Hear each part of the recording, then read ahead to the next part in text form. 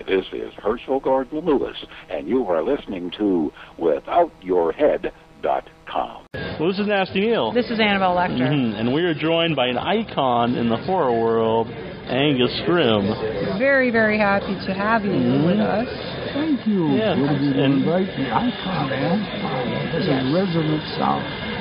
It's very impressive, and we've seen your panel, and it was just amazing how much of a history you have, and how much respect you have for this idea of being an icon. It's almost seems just so bizarre to you that you could possibly have this level of notoriety amongst this crowd. Yes, it does. It does. I don't know. It seems to come out of nowhere, and then I go back to nowhere. Here we are at this huge convention with people telling me how much they enjoy the films I've done, how much they enjoy the performances I've given, and it just goes right to me. And then we'll take the plane home. My little dog will be ecstatic for about 2 minutes when I walk through the door, and then she'll start to ignore me. I've been saying this for years on our show.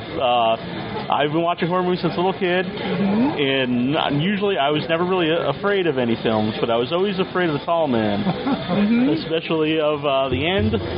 You look into the camera and you go, "No, it's not," and that's always stuck with me. And but you seem like such a nice man. How is it to be known as a scary guy?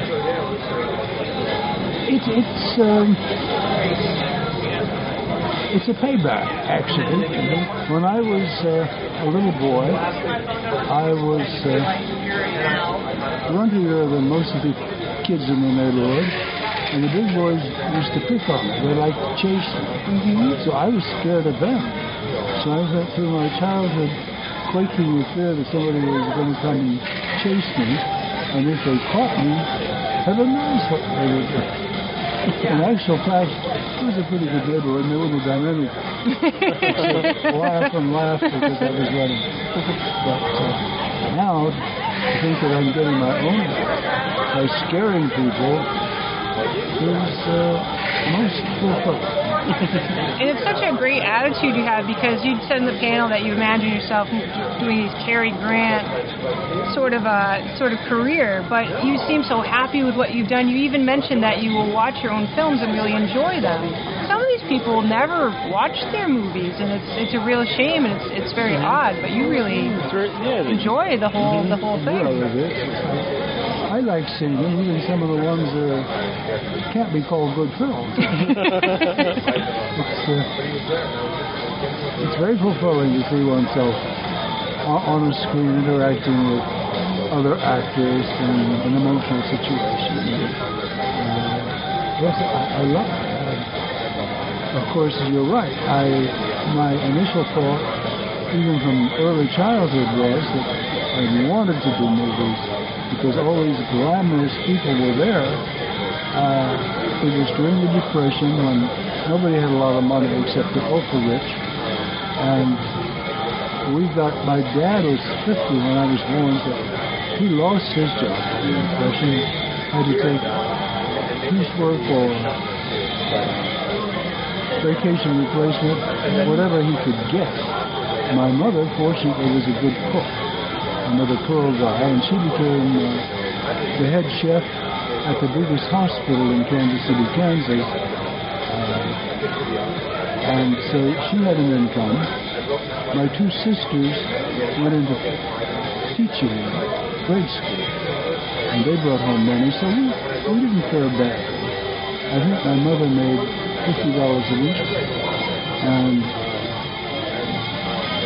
$50 a month. I was wondering what would it by today's standards. And to earn that, she had half a day on Wednesday, which meant she could go home 2 hours. So she would come home Wednesday about 3, get up at 5 in the morning, and go cook breakfast at the hospital and lunch, then prepare dinner, then come home and do the family wash for the day.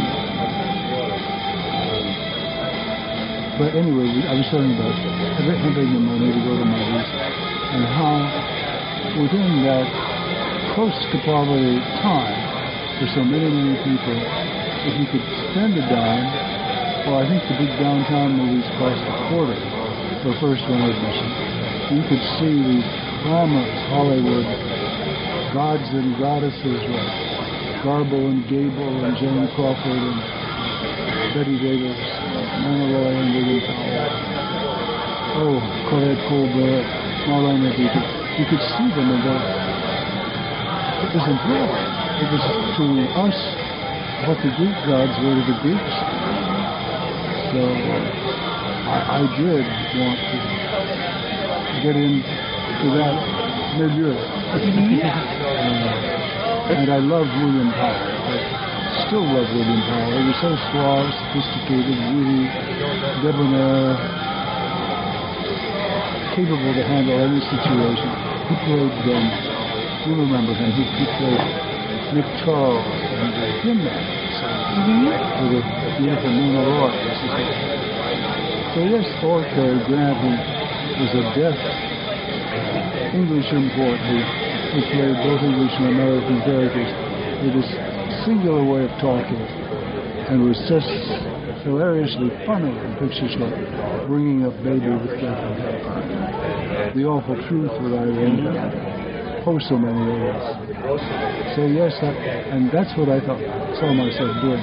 I wanted to be suave and debonair and witty instead of Well, that must have been an interesting change to see when horror did start to happen, because you were around for when all these Universal creatures started to come out. What was it like for you seeing that kind of film at the time? I was not, well, when I was about 9, I think, my mother and sister and I were vacationing in San Francisco, and they wanted very much to see a movie with the romantic stars, Charles Boyer and Catherine Hepburn, Break of Hearts, I think. So one night when we were in San Francisco, we went to this downtown theater to see Break of Hearts. In those days, you didn't know what the starting time was. It could be anything. So you would walk in on the middle of the movie and see the end, stay for the second feature, stay on and see the beginning up to the point where you came in, maybe see a little bit more to tie them all together. So we got in on the middle of Break Hearts. The second feature was Charlie Chan in Egypt, which very early on the archaeologists went to this huge tomb, Egyptian tomb, and started to open the door to go in. And that was the most chilling thing I had ever seen. What lay on the other side? I didn't know, but who wanted to know? You know, I didn't want to know. So I started to kick and wriggle and plead to go. So we had to leave the theater. And my mother and sister never did get to see the beginning of Break of Hearts. So I wasn't allowed to go to that kind of movie until I was 12. And wiggled my dad into taking me downtown to see the Universal re-release on a double bill of the great Dracula and Frankenstein. And they had decorated the theater lobby with cobwebs and skulls. And the minute I walked in, I was hooked. The atmosphere was just so eerie and thrilling. And I loved both those movies. I still do. Some of the greats of all time. Karloff was phenomenal. Lugosi was sort of the William Powell of vampires. He was suave and romantic. So I loved him. Yeah. Did your mother and father get to see you on film? No, my mother did. The year I graduated from theater school at the University of Southern California, a friend named Russ Burton had started to write a series of 14-minute biographical films about famous Americans for the Encyclopedia Britannica educational film company. And he talked the director into casting me as the lead in the Abraham Lincoln. So, but they showed me a few rushes my last day on the set, and I was horrified at how I looked, how I acted. So I thought my career was at an end. But they were very complimentary. Anyhow, it wasn't until years later that I found in the Los Angeles Public Library a copy of that film and brought it home, and had a friend, Ilya Lavash, who had a projector, and we went to his apartment, and he ran the thing. So my mother and my sister Lucille got to see me on film. And to my amazement, I was good. I wasn't bad. In case you want to dispute with me, that film is now memorialized as a special feature on the Shock Factor's Blu-ray edition of Phantasm 2 that came out earlier this year. So, if you happen to have bought the Blu-ray Phantasm 2, look down on the screen in the special features, and you'll see educational film from the collection of Rory Guy. And that will be my film. First, quick that, you'll have 14 minutes of a very, very young English script. I bet there's some people who are wondering why that was on the Blu-ray, and now they know why. Now they see the connection. I would think a lot of people, I would love to see that. I would think too. It's fascinating of you doing something outside of this role, because really most of us don't know you much outside of this role. This is our world, but yet you were talking in the panel about this extensive career. You won a Grammy. Well, yes, I did. For the least significant category of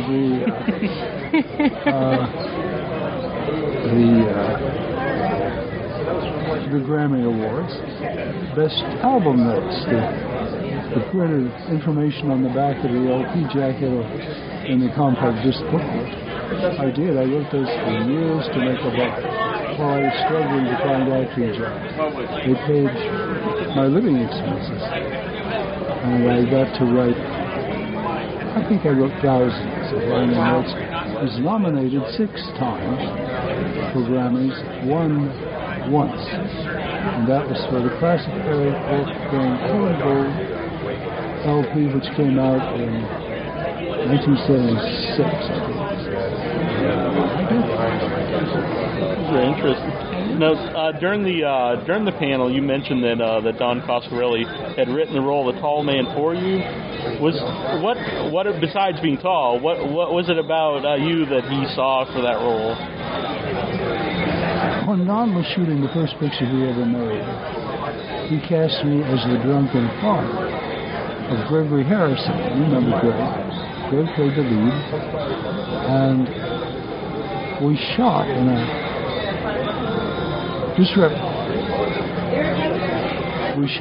disreputable apartment we'd rented in Long Beach, California. I would have to drive all the way down from Los Angeles early in the morning, and he'd be shooting other scenes, so he would put me in the back room of it, where I would read and wait and wait and wait. And about 10 o'clock at night, finally he would come in looking a little shamefaced and say, "Well, I'm sorry, but we're not going to get to you, so you might as well go home." And he has always claimed that the looks that I gave him really made him quake. He got to dread coming back and say, he said when he decided to do a horror film, he instantly thought of me as a perfect leading man. And wrote the role of the tall man. And Reggie Bannister was also in that other film? Reggie was introduced in the first film, Jim the World's Greatest, as a glider, hang glider pilot. And he was just so endearing. He was so lovable and likable. He was a humorous sort of interlude and rather dramatic downer of the thought. He's the light moment. Quite charming. So that was his introduction to Don. Don also created a role of Reggie. Well, actually, he then went on to do Don's second film, Kenny. And then he did the first Phantasm. I know Phantasm 5, Ravager, is coming out soon. And I know that you guys almost kind of filmed it in secret, so a lot of people didn't know it was being made. A lot of people didn't believe that it was real until the trailer came out. Yeah. Well, when they started it, they didn't know quite what kind of a release it would have, what it was really for. Initially, the thought was there was so much fan interest in the continuation of the Phantasm story that they would shoot little 10-minute segments, or 10 or 15-minute segments, and I think it was fairly common practice in those days, 5 years ago, to sell those for maybe $1. And for $1 you could see it on the internet, on YouTube or whatever, and those would be released. So they were all done non-union. I was union, so I couldn't participate. But Reggie was financial core, which means you can do that and still be in the money. There are certain benefits you don't get. So they used Reggie a lot, and they shot for over a year doing skits, some of which I saw and some of which were quite funny. And then they got so many of them, they thought, we got to know this is actually the direction we're going. And at that point, they became guild signatory. I was able to work. So then they were still formulating the story as they went. And whenever they thought of something for me to do, I would call it. It's amazing that the Phantasm films, they haven't been remade or rebooted, but to have sequels over so many decades of time, I don't really think of any other film. I mean, there's other films that have even more movies, but not over such a time period. People in, but to have both you and Reggie in these movies in one timeline throughout, over 30 years, it's really incredible. Right. Reggie and Bill Thornbury and Mike Baldwin and Cat Lester and I do return. And we work with a variety of really talented people, Ken Tiger, Paula Irvine, and Samantha Phillips, and so many others who come in for just one film and then vanish, add so much to the color and realism of the movies. You talked about, the original Universal horror films, Frankenstein and Dracula, and given the chance throughout your career, would you have liked to play any of those, any of the classic monsters? I can't imagine, certainly not myself, anyone that would be up to Karloff's performance. In fact, it was attempted. Lugosi tried it and was not effective in the role of the monster. It was Glenn Strange who did one, and somehow left the uniqueness of Karloff. Dracula, a number of people have done. I played Dracula, Vlad, in a picture called Subspecies. Wasn't nearly as fascinating on screen as Lugosi. No, I don't know what your question was. The question, but I don't see myself as having would have been right for those roles or the Mummy or some of Karloff's classics. I did a Karloffian kind of role in I Saw the Dead, then McQuaid's delightful comedy about grave robbing in late 1800s in Ireland, which is reminiscent of Karloff's The Body Snatchers. I play the old doctor who revives the corpses and doesn't care where they come from. I thought it was interesting earlier when you said seeing the actors almost like the Greeks saw the Greek gods, and for a lot of people, I think at these conventions and watch these movies, this really is like our modern mythology. All these films, and it's and instead of getting around and telling stories, we watch these stories and we all share them. And in a lot of ways, you're part of that. That's true, and some of them are so effective. I think they will be long-lived and become a part of their own mythology. Of course, there's an awful lot of loss, also that comes out, vanishes. A lot of it turns up on these $9.99 box sets of 50 horror films, and some of those are good. In other words, there's one box set that has a picture I made around 1972, 73. Called Scream Bloody Murder. I have about a 4-minute walk on hard. And that turns up at midnight screenings, so it's become a culture. But its interest for a lot of people is the fact that Angus Scrimm is in it, billed under his family name of Rory Guy. Angus Scrimm had not been conceived of at that point. But even on the box it says, film starring Christopher Lee, Peter Cushing, Vincent Price, Angus Scrimm. The only thing they've got of me is that 4 minutes.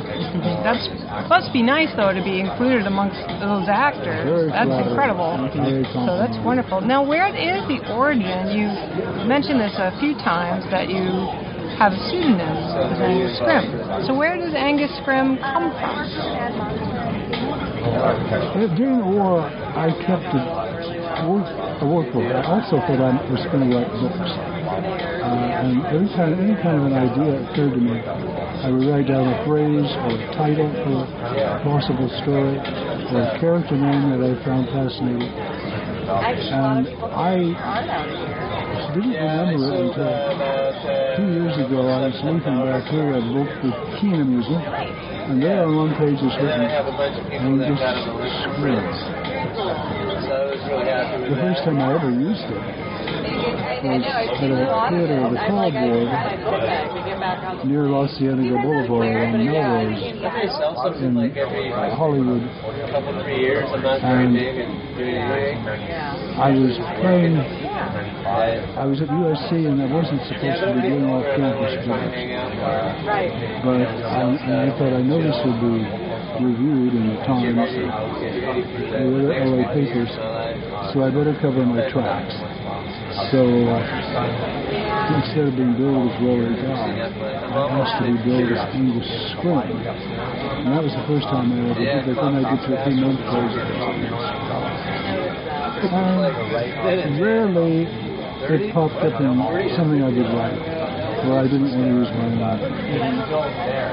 Then, of course, when we did Phantasm, I thought I didn't want the Guy name to become synonymous with Karloff and Bogosian.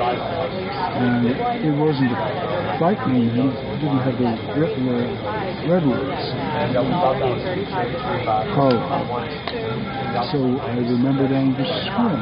I told it to Don, he said, so that's how Angus Scrimm came into prominence. It is a great name. Nicely done.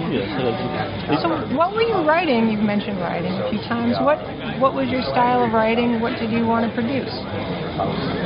Well, I loved the great novels. War and Peace, Crime and Punishment, Mark Twain, Charles Dickens, and I really think I could turn out a novel. But I don't really have a storyteller's mind when it comes to inventing stories and plot complications and characters. So I never actually have succeeded in doing that. What I have written has been more in the journalism field. I worked for 5 years for TV Guide magazine, writing the little explanations of what's going to be on the program at night. And I became associate editor while I was working at Kentford. I moonlighted as associate editor of movie magazine edited initially by James R. Silk, who went on to become a screenwriter for Golden Globes. And then that was taken over by Curtis Hanson, who became a very famous American director and won an Oscar for L.A. Confidential. And so I did that. I wrote reviews in movies, and I wrote articles. I remember one for the character actor Going Brown, which was about all the marvelous character actors of the 1930s and 40s, and the fact that now they made science fiction. They were so delightful. And at that point, there were fewer character actors around. They all got gone.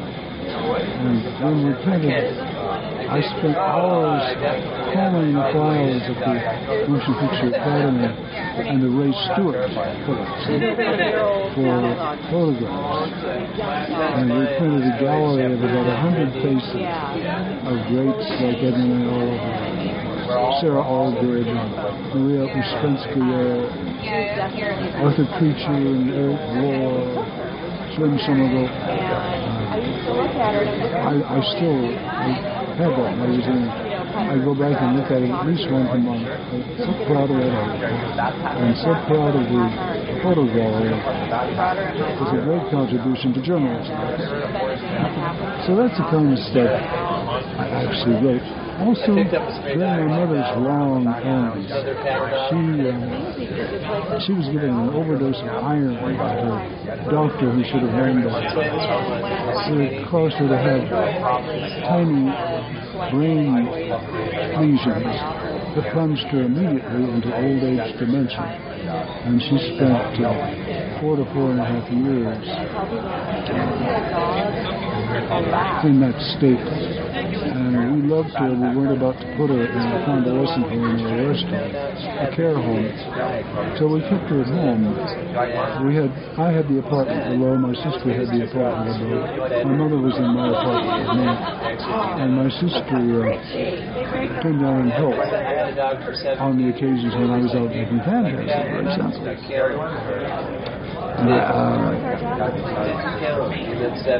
So I had legal ledgers, and I wrote one page every day about my experiences in dealing with that kind of disability. And I think they're interesting. I think they would be a valuable document in medical teaching and caretaking teaching. Plus, there's all that other stuff about making Phantasm, about making Jim Miller's greatest, about the artists I was meeting when I was writing liner notes. I became very close to Itzhak Perlman, a great violinist, a wonderful guitarist, Christopher Parthenon, Nat and Maria Cole, I knew somehow. So that's all. The great acting teacher, Stella Adler, the teacher Marlon Brando and Harvey Keitel and Warren Beatty and any number of other great stars. She was a fascinating woman. That's in there. So I want to see those published soon. Yeah. It sounds like you just have an amazing biography. You do have, I mean, you've been around in the industry in one way or another for a long, long time. You've seen many things and met many people and personal experiences. Someone's got to write a book. Someone's got to write a book. Thinking that, I realize now that it's been a pretty fascinating work. I wasn't aware of it as it was happening. It has indeed. And I have Van Johnson. Do you remember that wonderful red-headed, likable all-American boy actor who was top star at MGM in the late 1940s and early 50s? Died at the age of 90 or something. And before he died, he said, "You know, I've had a great life." He said, "I have met and become friends with so many brilliant people." Well, of course, being the charismatic, lovable guy that I'm told he was, he met people like, he became chummy with people like Marlene Dietrich and Jack and Mary Benny and Claudette Colbert and Spencer Tracy and Eileen Dunn, people he worked with. So he also had He had a highly rewarding life, and I think died a very satisfying old man. Very satisfied old man. And I feel that way too. What are you trying to say? Like, nobody listens to the... So many treasurable people. Some famous, some people who not even thought or wanted to be famous. So I'm grateful for that. It's lovely to see you're just so appreciative of your experiences in life. And it's nice. It's wonderful. You're just very, very positive fellows. See, villains on screen are generally speaking, by and large, lovely, lovely people. And you do have people at the table, and so we want to thank you for taking this time and talking to us. It's been a real pleasure to meet you. We got here like an hour before. Thank you so much. I can give you lipstick print if you want. And I'll spray you up. There you go. You have a nice lipstick on your face. I'll leave it there. So thank you very, very much. It's been a real pleasure to meet you. This is Benny Chapman, the creature from the Black Lagoon. WithoutYourHead.com. All right, y'all go to withoutyourhead.com. I'll come over there and put my boot up in your ass. This is Betsy Palmer, and I'm not sorry that I lost my head. It's been worth every moment of it.